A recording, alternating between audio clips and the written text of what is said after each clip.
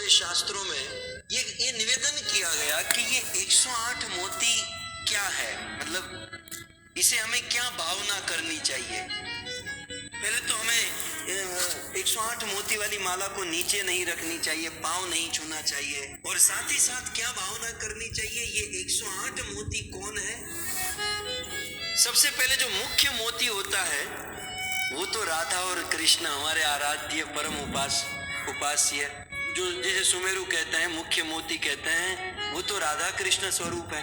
और फिर हम बड़े से छोटे की ओर जाएंगे, बड़े मोती से छोटे मोती की ओर जाएंगे। माला में होता है ना बड़े से छोटे, तो मुख्य राधा और कृष्ण के बाद जो नेक्स्ट 8 मोती है वो राधा रानी की 8 सखिया है। मतलब हमारा जय श्री कृष्ण चैतन्य बोलकर हमारा पहला मोती हाथ में क्या आता है, तुंग विद्या।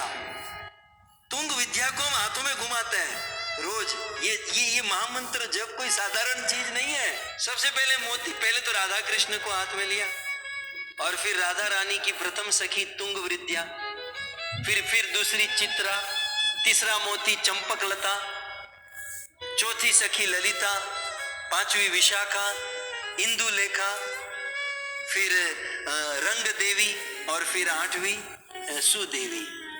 इस प्रकार से 8 मोती हो गई।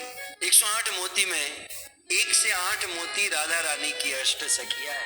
फिर उस 9वें मोती से लेकर 72 मोती तक, माने 8 के बाद जो नेक्स्ट 64 मोती है, मतलब 9 से लेकर 72 तक,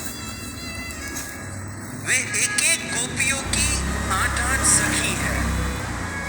जैसे तुंग विद्या की 8 सखी, जैसे चित्रा की 8, वैसे 8 का सेट है।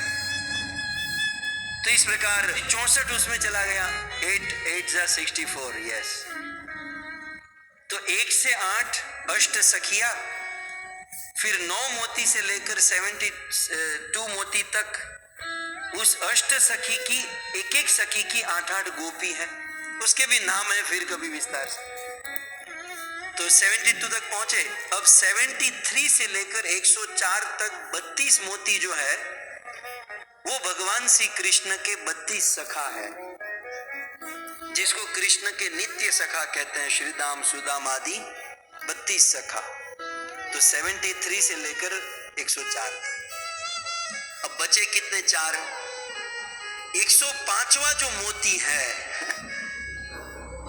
वो और कोई नहीं, वो है गोपेश्वर महादेव। 105 नंबर के मोती वो गोपेश्वर महादेव शिव जी हैं। 106 नंबर के मोती वो पूर्णमासी देवी है। 107 नंबर वृंदा देवी, और 108 नंबर वरुथिनी देवी, जो श्रीमती राधा रानी की सखी है। इस प्रकार 108 मोतियों वाली ये माला है।